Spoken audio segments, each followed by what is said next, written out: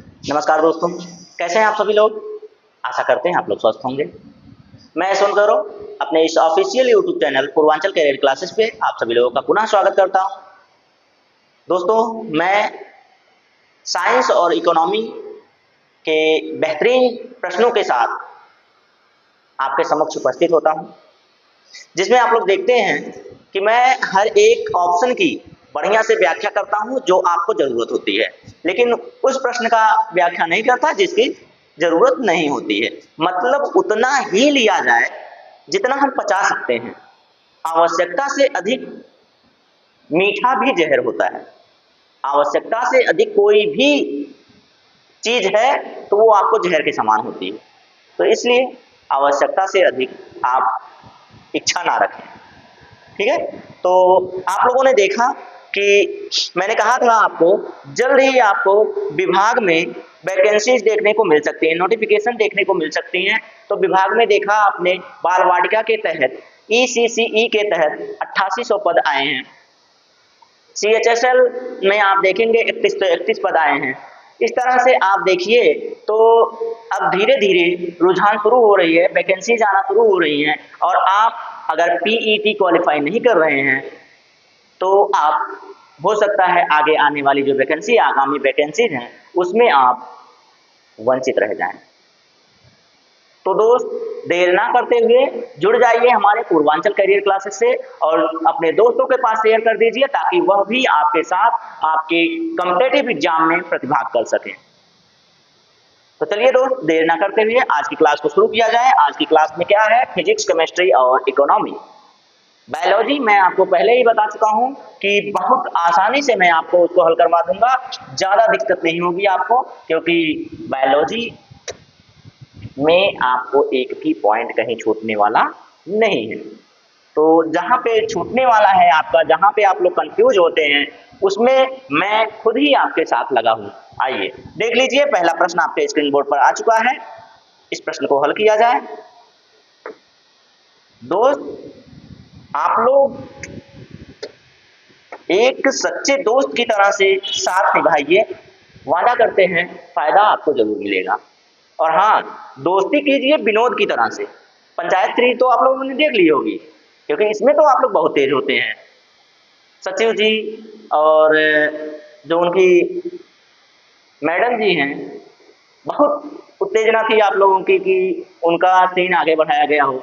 लेकिन उस सीन को छोड़िए, सबसे अच्छी और बेहतरीन बात क्या लगी, देख रहे हो ना विनोद। विनोद के ही ऊपर पूरी सीरीज आपकी चली गई पंचायत की, पंचायत 4 की। साहब, गरीब हूं, धोखेबाज नहीं। अपनी दोस्ती को उसने प्रायोरिटी दी, ना कि दूसरों के। सोचिए, दोस्ती ऐसी होनी चाहिए कि पीठ पीछे भी आपको कोई अगर उससे अच्छा कुछ दे रहा है तो नहीं यार, मेरा दोस्त सबसे पहले है, मैं गरीब जरूर हूं, गद्दार नहीं, ये कह के आगे निकल गया। ये सबसे जबरदस्त पॉइंट लगा मुझे आपके सीजन 4 पंचायत का।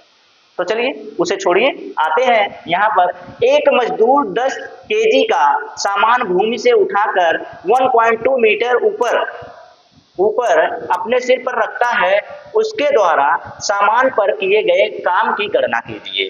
देखिए, सामान उठाया गया। अच्छा, कल एक गधे वाला प्रश्न भी था। गधे वाले प्रश्न में यह था कि आप जानते हैं कि गधा तो सामान उठाएगा नहीं, गधा सामान नहीं उठाएगा, कोई सामान उठाकर उसके पीठ पर रखेगा। तो कार्य तो इंसान ने किया, गधे के सिर्फ रखा गया उसकी पीठ पर, इसीलिए उसमें कोई कार्य नहीं हुआ था। यहां पर देखिए, यहां पर भी सामान उठाया जा रहा है, लेकिन जो इंसान सामान उठा रहा है नीचे से ऊपर किया उसने तो कार्य किया ना, ये बात हो रही है। सामान कितना था, उसका द्रव्यमान कितना है, यानी कि द्रव्यमान यानी कि m बराबर कितना हो गया, तो 10 केजी हो गया। और ऊंचाई कितनी है, हाइट कितनी है, यानी कि ये जो ऊंचाई यानी कि विस्थापन जिसे आप कह सकते हैं, डिस्प्लेसमेंट, जिसे आप क्या कह सकते हैं, डिस्प्लेसमेंट कह सकते हैं, यानी कि यस से भी प्रदर्शित करते हैं इसको। तो ये क्या हो जाएगा, 1.2 मीटर, 1.2 मीटर। और आप जानते हैं कि कार्य की गणना करने के लिए कार्य की यहाँ पे जी बराबर भी दिया है, देखिए जी बराबर भी दिया है और जी बराबर क्या दिया है, अप्रोक्सीमेटली 10 मीटर पर सेकेंड स्क्वायर। तो ये इस तरह से भी लिख सकते हैं, इस तरह से भी लिख सकते हैं, ये मैंने कई बार बताया है आपको।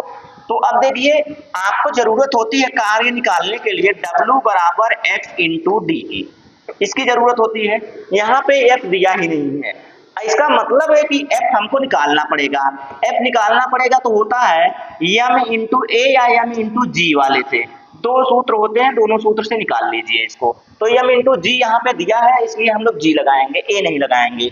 तो M ये भी 10 और गुणे ये भी 10, दोनों जब 10 हैं तो आप निकाल लीजिए 10 दहा में 100 न्यूटन करिए या किलोमीटर किलोग्राम मीटर पर सेकेंड स्क्वायर कर लीजिए, या इसी को आप न्यूटन लिख सकते हैं। ठीक है, इसी को आप न्यूटन लिख सकते हैं कि नहीं लिख सकते हैं, जरा बताइएगा। इसको आप न्यूटन भी लिख सकते हैं, तो ये न्यूटन के बराबर होता है। ठीक है, इतनी चीज अगर F बराबर निकल के आ गया कितना, F बराबर कितना निकल के आया मेरे दोस्त, तो F बराबर निकल के आया 100। तो अब बताइए इस पर, इस फार्मूले पर रख दीजिए, आपको निकल के आ जाएगा कि नहीं आ जाएगा, आ जाएगा। आप डायरेक्ट निकालने की कोशिश करने लगेंगे तो ये गलत हो जाएगा प्रश्न आपका, आप आंसर ही नहीं निकाल पाएंगे। तो आंसर निकालना है आपको तो ये दोनों का गुणा करके आप डायरेक्ट निकाल सकते थे, तो वो भी डायरेक्ट भी मैं बता सकता हूँ, लेकिन अभी यहाँ पहले बता रहा हूँ। पहले फार्मूले से देखते हैं, तो यह बराबर कितना है 100 और डिस्प्लेसमेंट कितना है 1.2। अब दोनों का गुणा करेंगे तो ये हो जाएगा 12 और ये हो जाएगा 120, 120 जूल हो जाएगा, ये 120 जूल हो जाएगा। अब जूल क्यों हो रहा है ये भी बता रहा हूँ, क्योंकि कार्य की जो इकाई होती है वो जूल होती है। अब देखिए 100 क्या था, न्यूटन में था, 100 न्यूटन में है और 1.2 जो विस्थापन है वो मीटर में है। न्यूटन मीटर जो होता है ये जूल के बराबर होता है, ये मैं कई बार बता चुका हूँ। जब से प्रश्न हल करवा रहा हूँ, जब से आपको ये न्यूमेरिकल्स दिख रहे हैं, तब से मैं आपको ये बता रहा हूँ और बताते हुए ये समझाते हुए चल रहा हूँ कि न्यूटन मीटर बराबर क्या होता है, जूल होता है। ठीक है, इतनी चीजें आपको 120 जूल का कहीं आंसर दिख रहा है, आपको 120 जूल का आंसर दिख रहा है तो वही सही हो जाएगा। ऑप्शन नंबर ए में ही 120 जूल आपको दिख रहा है। आपको डायरेक्ट अगर निकालना है, आपको डायरेक्ट निकालना है, जो भी बच्चा प्रैक्टिस किया है वो आसानी से इसको निकाल सकता था। W बराबर आपको दिख रहा है M इंटू जी, M इंटू जी क्या होता है, F बराबर M इंटू जी होता है। गुणे कर दीजिए 10 गुणे 10 गुणे 1.2, आप ऐसे भी निकाल सकते थे डायरेक्टली, डायरेक्टली भी निकालेंगे तो आपको निकल कर ये आ जाएगा, इसका मान हो जाएगा 120, 120 इसका मान हो गया भाई, 120 जूल इसका मान हो गया। ठीक है, आप ये जो इसके इकाई यानी कि मात्रक है, मात्रक आप जोड़ नहीं पा रहे हैं तब भी आप इनका याद है, W बराबर आपको याद है ना, कार्य की इकाई क्या होती है, कार्य की इकाई जो होती है वो जूल होती है। तो आप इसमें कंफ्यूजन की कोई बात नहीं है, देखिए सब जे में दिया है, आराम से आप निकाल सकते हैं। पहले प्रश्न का आंसर आपको मिल गया, आप चाहे शॉर्ट फॉर्म में निकालिए, चाहे इस तरह से निकालिए, चाहे आप इतना प्रैक्टिस कर चुके हैं कि आपको देखते ही आंसर समझ में आ जाएगा कि 10 10 100 और इसमें गुणा कर देंगे 120 हो गया। आसानी से आप इसका आंसर निकाल सकते थे। चलिए आगे चले, फिर आगे चलते हैं। तो कैसा लगा प्रश्न जरूर बता दीजिएगा, कमेंट जरूर कीजिएगा। प्रश्न बेहतरीन है, प्रश्न बेहतरीन है, आपके पेपर में आने योग्य हैं, आपके पेपर में आने योग्य हैं, तो आप इनसे मुंह नहीं मोड़ सकते हैं। चलिए, किसी वस्तु द्वारा किया गया कार्य 56 जूल है, कितना है, W बराबर कितना दिया है, W बराबर 56 जूल दिया है। ठीक है, और उस पर लगाया गया बल दिया है 7 न्यूटन, यानी कि F बराबर कितना दिया है, 7 न्यूटन दिया है। ठीक है, 7 न्यूटन। अब उसके बाद विस्थापन, विस्थापन यानी कि डिस्प्लेसमेंट आपको ज्ञात करना है। सूत्र क्या था आपका, मैंने आपको बताया है कि सूत्र था इसका W बराबर F इंटू डी, W बराबर F इंटू डी। अब इसमें डी निकालना है तो यहाँ डी रहने दीजिए, F को यहाँ कर दीजिए। जब F को यहाँ कर देंगे तो ये हो जाएगा आपका, क्या सूत्र निकल कर आएगा दोस्त, तो ये निकल कर आएगा D बराबर W बटे F। अब इसका मान रख दीजिए तो ये हो गया 56, अरे एक मिनट रुक जाइएगा, हाथ मेरा थोड़ा तेजी से चल गया, तो पहले इसको साफ करते हैं। हाँ, कितना हो जाएगा भाई, तो ये हो जाएगा आपका W बराबर कितना है, 56 है, 56 बाई 7, 7 अठे 56, 8। अब डी किस में आता है? मीटर में आता है। डी किस में आता है भाई? मीटर में आता है। तो 8 मीटर कहीं है, 8 मीटर। ऑप्शन नंबर सी देखिए, ऑप्शन नंबर सी देखिए, आपका आंसर मिल गया। आपका आंसर यहीं पे मिल गया। बताइए हो गया कि नहीं हो गया? अब फॉर्मूले पर ना लगाकर आपके दिमाग में चल रहा है तो आप यहीं से काट देते, 7 अठे 56 मीटर निकाल कर लेकर आंसर ले लेते। प्रश्न पढ़ते ही आंसर मिल गया। बस आप लोग प्रैक्टिस नहीं करते यार, प्रैक्टिस कीजिए, आपको आसानी से आंसर मिल जाएंगे। ठीक है, चलिए आगे चलें। तो देखिए, अंत तक हार नहीं माननी चाहिए। जब आपने पंचायत 4 देखा तो अंत में आपने देखा नहीं आपने, बनरा कस ने प्रधानी जीत ली। ग्राम पंचायत चुनाव उसने क्या किया? जीत लिया है ना। ठीक है, जब जीत लिया है तो अब समझ लीजिए।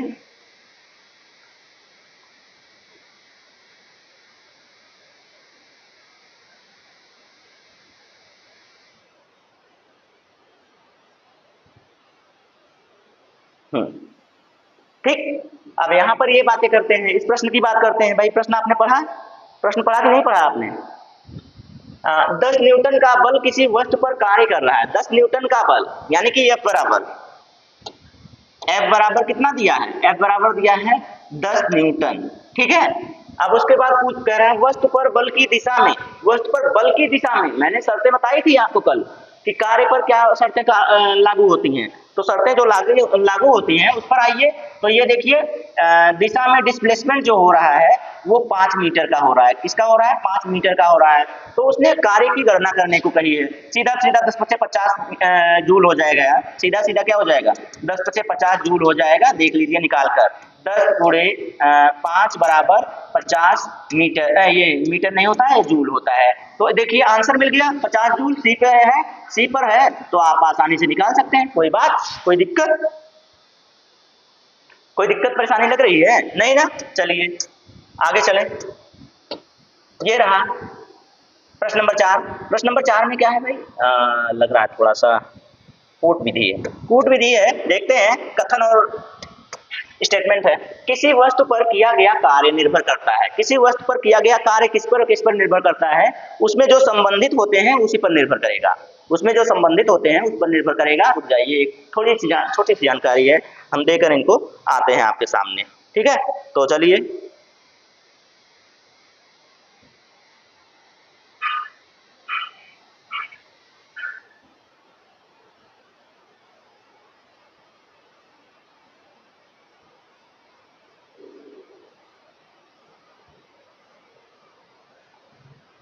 ओके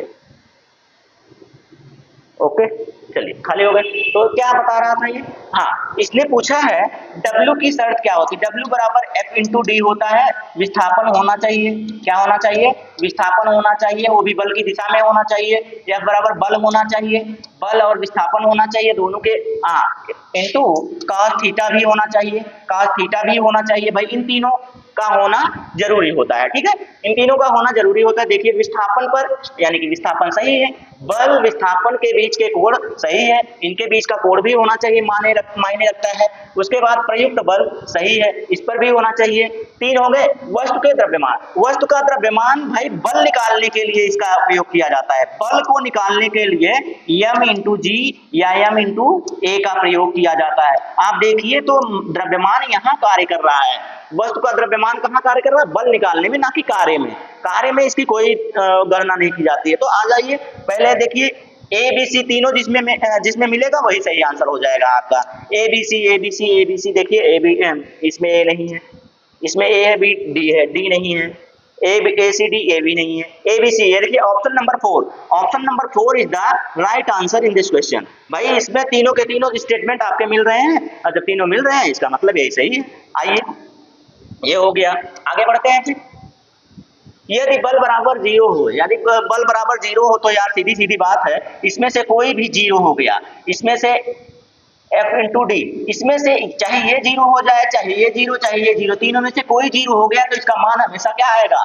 0 ही आएगा। बाकी कुछ देखने की जरूरत नहीं है, क्योंकि इनका गुणा होता है ना, इनका गुणा होता है। जब यही 0 होगा इसका मतलब है कि इधर भी 0 होगा, इधर भी 0, इधर भी 0, कहीं से भी करो 0 ही आएगा मान, हमेशा मान 0 आएगा।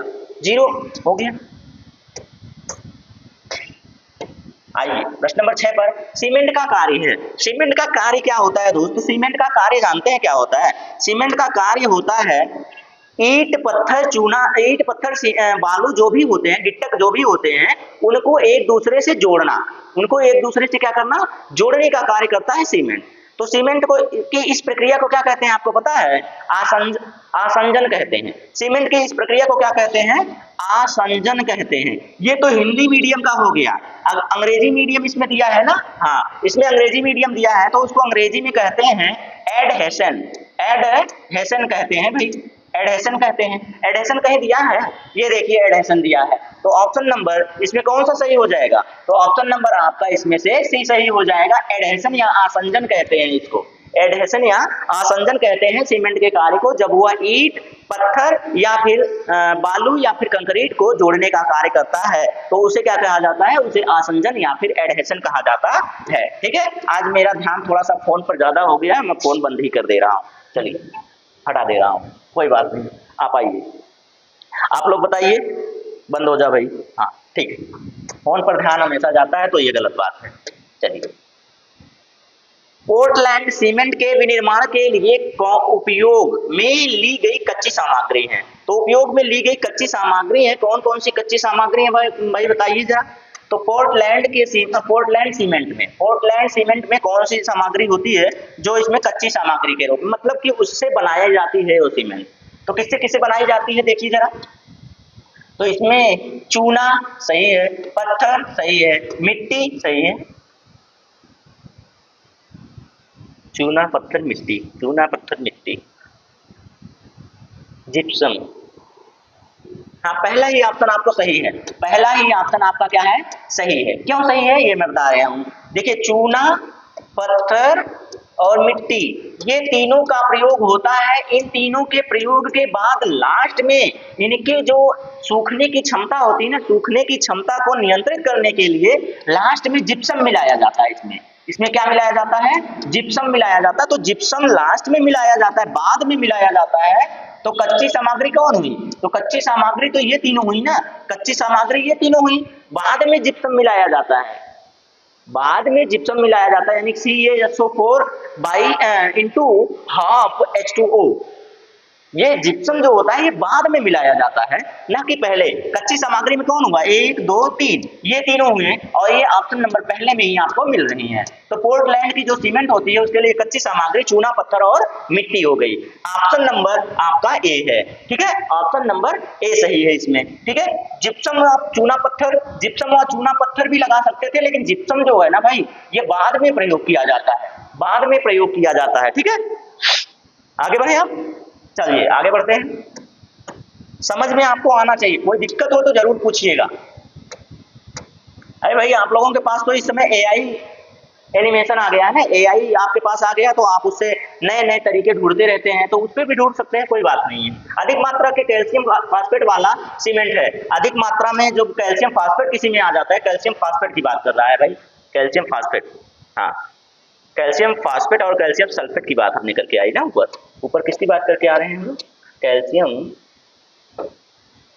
अच्छा जिप्सम कैल्शियम सल्फेट। हाँ चलिए, ये कैल्शियम फास्फेट की बात कर रहा है यहाँ पे, वहाँ पे हम लोगों ने सल्फेट यानी कि जिप्सम की बात की थी। आ जाइए यहाँ पे, आइए यहाँ पे बताइए। अधिक मात्रा के कैल्शियम फास्फेट वाला सीमेंट है, कौन क्या होता है भाई? जमने के दौरान फट जाता है? नहीं, गलत बात है, जमने के दौरान फटता नहीं है, ये गलत बात है। चलिए, धीमी गति से जमना, नहीं धीमी गति से नहीं जमता है। अधिक मजबूत होता है? मजबूत तो होता ही है। द्रुत गति से जमना, द्रुत गति से जमना, यही सही आंसर हो गया, यही सही आंसर हो गया भाई, द्रुत गति से जमना। द्रुत गति का मतलब क्या हो गया? तेजी से जमता है, तेजी से जमने का कार्य करता है कौन? जब इसमें कैल्शियम फास्फेट मिला होता है, जब इसकी अधिकता होती है ना, तो कोई सीमेंट बहुत तेजी से जमने का कार्य करता है, बहुत तेजी से जमने लगता है। तो ऑप्शन नंबर कौन सा हो जाएगा? Option number D. द्रुत गति का मतलब क्या होता है? तेजी से। द्रुत गति का मतलब क्या होता है? तेजी से जमना। ठीक है, तेजी से जमना तो बाद में है, तेजी से यहाँ हो गया द्रुत गति। ठीक है, चलिए आगे बढ़े। चलिए ऑप्शन नंबर प्रश्न नंबर 9, प्लास्टर ऑफ पेरिस यानी कि POP जिसे आप कहते हैं, POP जिसे आप कहते हैं, ये जमने में सम्मिलित होता है। क्या सम्मिलित होता है ये बताना है आपको। तो कैसी है क्लास, कैसे है प्रश्न, जरूर बताइएगा, बेहतर से बेहतरीन बनाया जा रहा है आपको, तो स्मार्ट स्टडी के साथ आप इसे बेहतरीन बन सकते हैं। आप आपके अंदर वो क्षमता है, आपके अंदर वो काबिलियत है कि आप बन सकते हैं। आपके पास अभी समय है बनने के लिए, समय आपका गया नहीं है। तो चलिए देखिए इस प्रश्न को क्या कह रहा है। प्लास्टर ऑफ पेरिस यानी कि पीओपी के जमने में सम्मिलित होता है। क्या सम्मिलित होता है भाई? अन्य निर्जलीकरण। निर्जलीकरण तो पहले से ही हुआ होता है, ऑक्सीकरण अपचयन इसमें होता नहीं है। बचा क्या? ऑप्शन नंबर बी बचा। यार प्रश्न हलवा प्रश्न है, पंचायत सीरीज देख रहे हो ना, हलवा प्रश्न है एकदम से, ठीक है। क्यों? देखिए अन्य हाइड्रेट्स बनने के लिए जलायोजन होता है। क्या होता है? जलयोजन होता है। तो इसे क्या कहते हैं भाई? आप जानते ही है ना इसको, CaSO4 half plaster of Paris है ना, प्लास्टर ऑफ पेरिस से जिप्सम बना रहे हैं। प्लास्टर ऑफ पेरिस तो ये 2 हो जाएगा, 2H2O हो जाएगा, 2H2O हो जाएगा। जब 2H2O रहेगा तो इसे हाफ में कर देंगे, निर्जलीकरण करेंगे, लेकिन इसके साथ अन्य हाइड्रेट बनने के क्या होते हैं? जलयोजन होता है। इस प्रक्रिया को क्या कहा जाता है? अन्य हाइड्रेट्स बनाने के लिए जलयोजन, ठीक है। ये प्रक्रिया आपके ऑप्शन नंबर बी सही हो गया, इसमें ऑप्शन नंबर बी सही हो गया। चलिए फिर आगे चलते हैं प्रश्न नंबर 10 पर। प्रश्न नंबर 10 क्या है? क्रॉस चेक होता है, यानी कि आ गया आपका कौन सा प्रश्न? आपका प्रश्न आ गया किसका? इकोनॉमी का। तो इकोनॉमी के प्रश्न में चलते हैं भाई। इकोनॉमी का क्या प्रश्न है उस पर देखते हैं और उस पर विचार करते हैं। अगर प्रश्न अच्छा है तो बढ़िया है। क्रॉस चेक वह चेक होता है, क्रॉस चेक वह चेक होता है जिसे भुनाया जा सकता है केवल। भाई क्रॉस चेक जो होता है ना, ये किसी इंसान को कैश नहीं दिलवाता है, ये सीधा बैंक में जमा होता है। बैंक में आप ले जाइए, आपके खाते में जमा हो जाएगा। खाते में जमा करने के बाद आप अपने खाते से उसको निकाल सकते हैं, ना कि सिर्फ क्रॉस चेक को भजा सकते हैं। भजाया नहीं जा सकता, आप भजा नहीं सकते उसको। जैसे होता है ना कि आप चेक लेकर जाइए आपको कैश मिल जाए, नहीं, ऐसा नहीं होता है। कैश चेक, क्रॉस चेक का मतलब होता है कि आप किसी से क्रॉस चेक लिए, आप जाएंगे अपने अकाउंट में इसे जमा करेंगे, अकाउंट में जमा हो जाएगा, अकाउंट में आपके पैसे चले आएंगे, तो आप अपने अकाउंट से उसे विड्रॉल कर सकते हैं। तो ये होता है बैंकों द्वारा। किसके द्वारा होता है? ये बैंकों द्वारा होता है। तो option number B is the right answer. Option number B is the right answer. बस जानते रहिए कि क्रॉस चेक क्या होता है। आइए, आरोग्यश्री किस बैंक की बीमा पॉलिसी है? आरोग्यश्री किस बैंक की बीमा पॉलिसी है भाई? तो इसमें थोड़ा सा कंफ्यूजन है, इस प्रश्न का थोड़ा सा कंफ्यूजन, क्योंकि bank of Punjab national bank के द्वारा भी दिखाया गया है, पंजाब ये बैंक ऑफ बड़ौदा के भी द्वारा, दो जगहों पर दिखाया जा रहा है, दोनों में से। क्योंकि ऑप्शन जब वहां पे आयोग ने माना है तो आयोग ने इसे माना है, लेकिन आप देखेंगे तो जानकारी इससे मिलती है बैंक ऑफ बड़ौदा से। तो अब इसमें से आप दोनों को मान लीजिए कि ये और ये दोनों में कंफ्यूजन है, 50-50% पे है, इसे हटा दीजिए, इसे हटा दीजिए, इन दोनों में राइट आंसर मिल जाएगा आपको। आयोग द्वारा माना गया पंजाब नेशनल पीएनबी को, और इसे पीएनबी को माना गया है। और आप जानकारी लेंगे जहां पर किताबों में आपको देखने को मिल सकता है, तो आप बीओबी मिल सकता है, बैंक ऑफ बड़ौदा मिल सकता है। दोनों में से आप कंफ्यूजन में है तो जाने दीजिए। इस प्रश्न को आगे बढ़ाते हैं, बस आपको बताने के लिए लिया गया था कि इसमें थोड़ा सा कंफ्यूजन है। तो भारतीय अर्थव्यवस्था की बात कर रहे हैं। भारतीय अर्थव्यवस्था के संदर्भ में निम्नलिखित में से कौन सा क्षेत्र इसके अंतर्गत आता है? ये आए हुए प्रश्न है, इसलिए मैं रख रहा हूं कि आपका कंफ्यूजन दूर हो जाए। ये आए हुए प्रश्न है, इसलिए मैं रख रहा हूं इनको, ताकि आपका कंफ्यूजन दूर हो। आपका कंफ्यूजन इसलिए दूर करना चाह रहा हूं कि भाई आप कभी संदेह में ना रहें। तो ये देखिए, आप जानते हैं अर्थव्यवस्था जो होती है ये प्राथमिक क्षेत्र, द्वितीयक क्षेत्र और तृतीयक क्षेत्र, 3 क्षेत्रों में बटा होता है। किस क्षेत्र में? देखिए क्षेत्र जो होता है ना, इसका 3 क्षेत्रों में भारतीय अर्थव्यवस्था बढ़ती है, जिसमें आपको देखने को मिल सकती है, जानते हैं, कृषि और पशुपालन। कृषि और पशुपालन आपके प्राथमिक क्षेत्र में होता है, प्राथमिक क्षेत्र में होता है। स्वास्थ्य और बैंकिंग, स्वास्थ्य और बैंकिंग जो है, स्वास्थ्य और बैंकिंग ये आपके तृतीय क्षेत्र में है। ये आपके किसमें? तृतीय क्षेत्र में है। बाकी जो व्यवसायिक क्षेत्र हैं वो इसमें चले आते हैं। अब देखिए प्राथमिक क्षेत्र में आपके कृषि हो गया, पशुपालन हो गया, मछली पालन हो गया, मतलब कुटीर उद्योग जो होते हैं वो हो गए। तो अब बताइए इसमें से इसने क्या पूछा है? प्रश्न पूछने वाले को ये समझना चाहिए ना कि यहाँ पे कौन सा क्षेत्र इसके अंतर्गत आता है। भारतीय अर्थव्यवस्था चारों के चारों आते हैं। अब इसमें इनको ये पूछना चाहिए था कि प्राथमिक क्षेत्र में कौन आता है, और प्राथमिक क्षेत्र में भी 2 ऑप्शन दिए हुए हैं, कृषि और पशुपालन दोनों आते हैं। और तृतीयक भी पूछा होता तो इसमें बैंकिंग और स्वास्थ्य सेवा दोनों आते हैं। कौन सा बनाएगा भाई?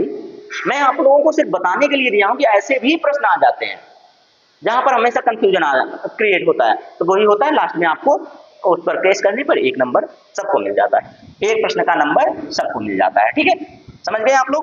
चलिए आगे बढ़ते हैं। फिर प्रश्न नंबर 12 हो गया, तो यहाँ पर आते हैं। 2000 के भारतीय स्टेट बैंक के नोट पीछे बने मंगलयान द्वारा प्रदर्शित किया जाता है। किसको प्रदर्शित किया जाता है दोस्त? तो आप जानते हैं कि